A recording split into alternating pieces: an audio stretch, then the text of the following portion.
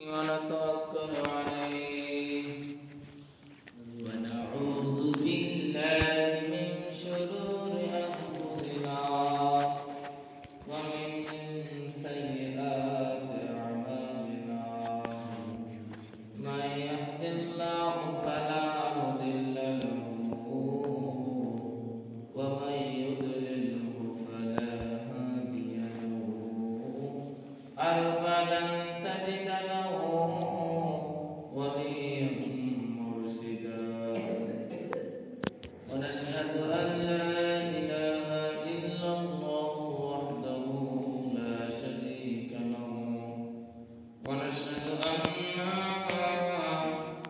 سيدنا وسندنا وحبيبنا وحبيب طبيبنا وطبيب أرواحنا محمدا عبد الله ورسوله الذي أرسله بالحق بشيرا ونذيرا وداعيا إلى الله بإذنه وسراجا وقمرا منيرا فقد قال الله تعالى في كلامه المجيد وفي فرقانه الحميد قال الله جل وعلا সকলে আমার সাথে জবান করে পড়েন আউযু বিল্লাহি মিনাশ শাইতানির রাজীম বিসমিল্লাহির রহমানির রহিম ইল্লাল্লাযীনা আমানু ওয়া আমিলুস সালিহাতি وتواصوا بالحق وتواصوا بالصبر صدق الله العظيم قال الله جل وعلا ولقد ذرأنا لجهنم كثيرا من الجن والإنس لهم قلوب لا يفقهون ولهم أعين لا يبصرون بها ولهم آذان لا يسمعون بها أولئك كالأنعام بل هم أضل أولئك هم الغافلون صدق الله العظيم قال رسول الله صلى الله عليه وسلم إلا كان حقا على الله يرزقه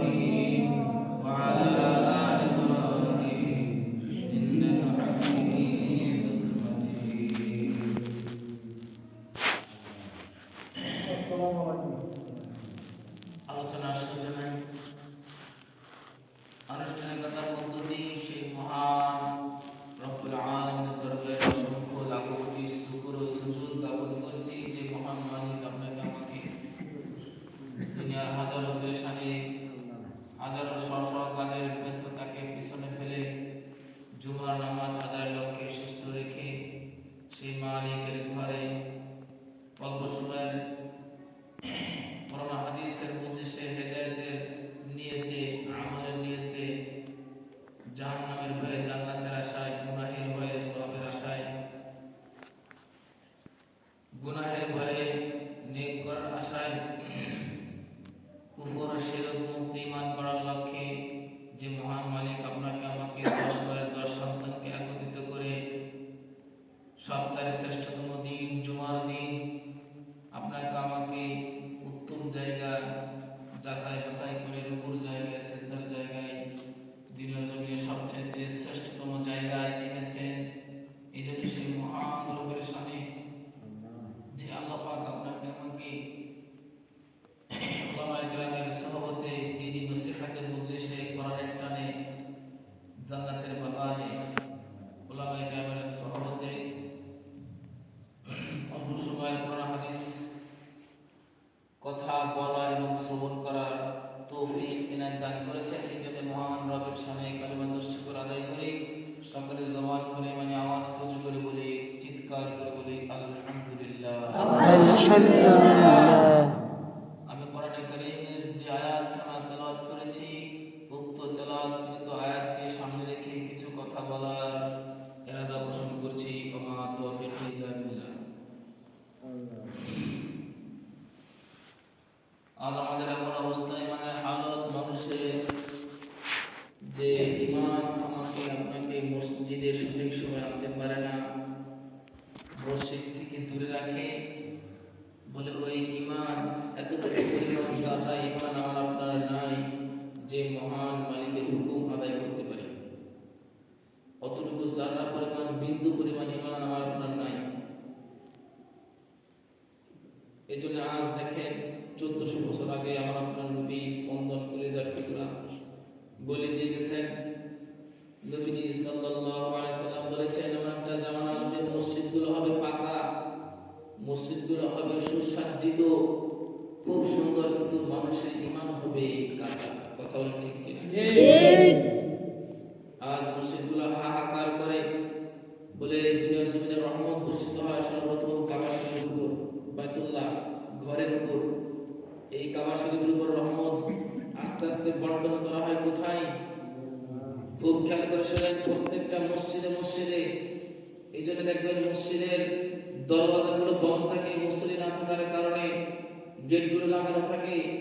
এই গেট লাগানোর কারণে মসজিদের ভিতর রহমত আসতে পারে না, এই রহমতগুলো মসজিদের আশপাশে রয়ে যায়। এই জন্য দেখবেন মসজিদের আশপাশের কাজ গোছালে বেশি ভালো হয়, ঠিক কিনা?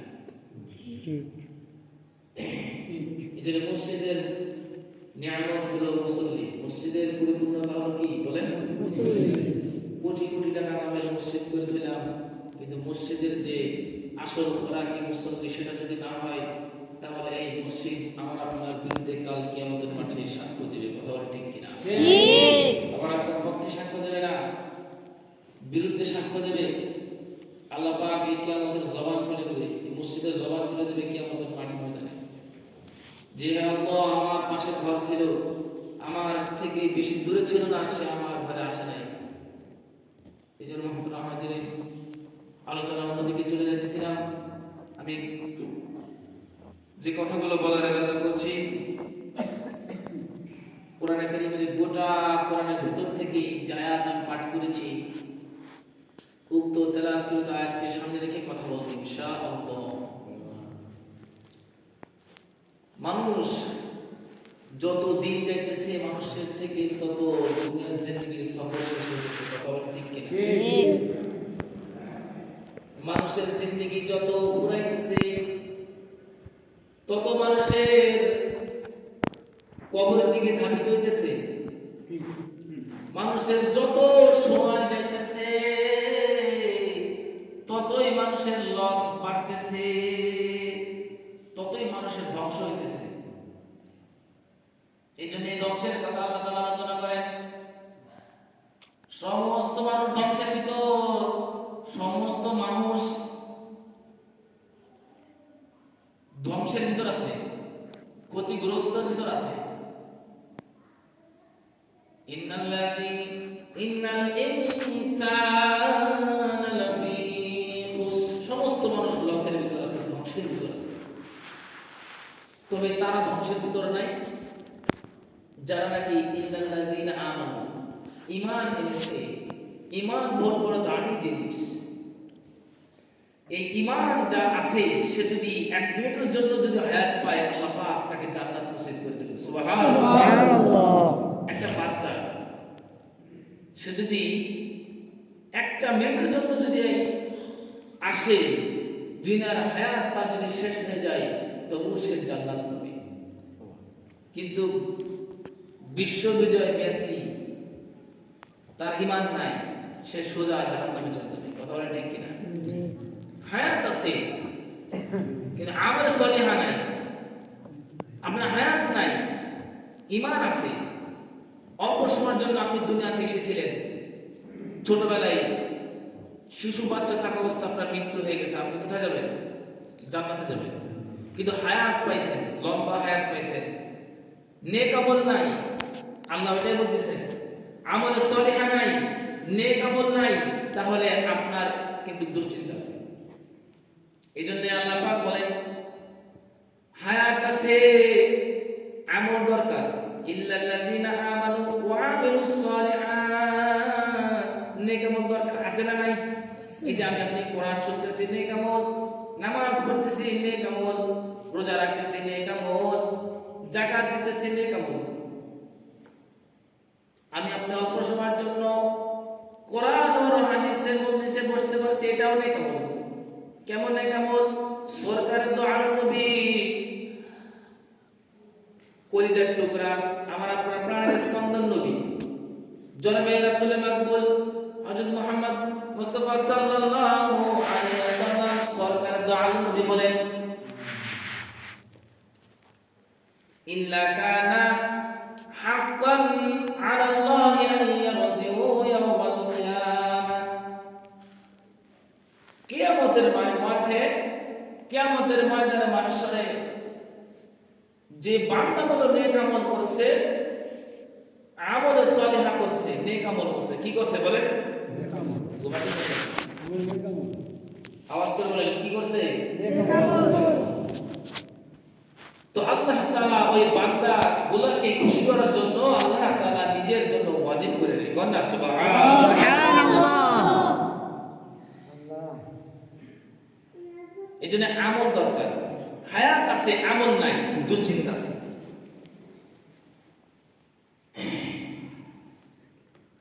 এইখানে যে আপনি বসছি, এই বসাটার মধ্যে কত বড় ফায়দা, কত বড় পুরস্কার জানেন?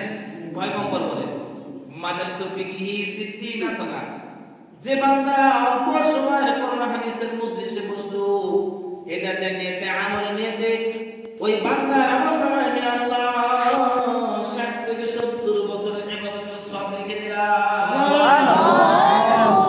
পয়গম্বর বলেন। আর নবী বলা মানে কে বলা? আল্লাহ বলা। আওয়াজ করে বলেন কে বলা? আল্লাহ বলা। আল্লাহ তো ওইটাই বলছেন যেটা নবীজি বলছেন। নবীজি তো আল্লাহ পাকের হুকুমের বাইরে কিছু বলেননি, ঠিক কিনা? মাজালিসুল ফিকহি, গভীর মধ্যে শুনতে হবে, খেয়াল করেন। মাজালিসুল ফিকহি 60, মাজালিসুল ফিকহি খায়রুম মিন ইবাদাতি 60 সানা। আমার বলা হয়েছে 60 থেকে 70 বছরের ইবাদতের থেকেও সওয়াব তার আমলে দান করা হবে। সুবহানাল্লাহ। আল্লাহ পাক পয়গম্বরের মাধ্যমে বলাইতেছেন, আবার আল্লাহ নিজেও বলেন ফাউলাইকা ইউবাদদিলুল্লাহু সাইয়্যাতিহিম হাসানাত। হাসানা নাই? ইল্লা মান তাবা ওয়া আমানা ওয়া আমিলা সালিহান ফাউলাইকা ইউবাদদিলুল্লাহু সাইয়্যাতিহিম হাসানাত। ওই বান্দার আমলনামা গুনাহগুলোকে আমি আল্লাহ বান্দার ইবাদতের পরিবর্তন করে নেক আমল দ্বারা পরিপূর্ণ করে দিলাম। সুবহানাল্লাহ। এই গুনাহগুলোকে পরিবর্তন করে আল্লাহ তাআলা নেক ধারা, ভালো আমল ধারা আল্লাহ তাআলা তার আমলনামায় ঢুকাই দিলেন। এই জন্য মুহতারাম দোস্ত বুজুর্গ, এখানে যে বসছে নেক আমল না, কতটুকু নেক আমল? আমার আপনার হায়াত কতটুকু? 60 থেকে 70 বছর। আপনি কি মনে করেন 60 সানা? আজ আমি আপনি বাঁচবো কিনা কোনো গ্যারান্টি আছে? না। অথচ এইখানে বসার কারণে, কোরআন হাদিসে অল্প সময় বসার কারণে কত বড় ফায়দা, কত বড় পুরস্কার লাগছে। এই জন্য মানুষের হায়াত যত শেষ করতেছে, মানুষ তত ধ্বংসের দিকে যেতেছে। মানুষ তত কিসের দিকে যাইতেছে বলেন? ধ্বংসের দিকে যাইতেছে। ইরতাহালাতিদ দুনিয়া ইরতাহালাতিল মুদবিরাতান ওয়ারতাহালাতিল আখিরাতু মুকবিলাতান। মানুষের হায়াত যত শেষ হইতেছে মানুষ তত কবর হাসরের দিকে যাইতেছে। কথা বলেন ঠিক কিনা? মানুষের জিন্দেগির সফর যত শেষ হইতেছে মানুষ ততই কবরের দিকে যাইতেছে। এই জন্য মহতারাম দোস্ত, মানুষের জিন্দেগির মধ্যে এমন কিছু কিছু আমল আছে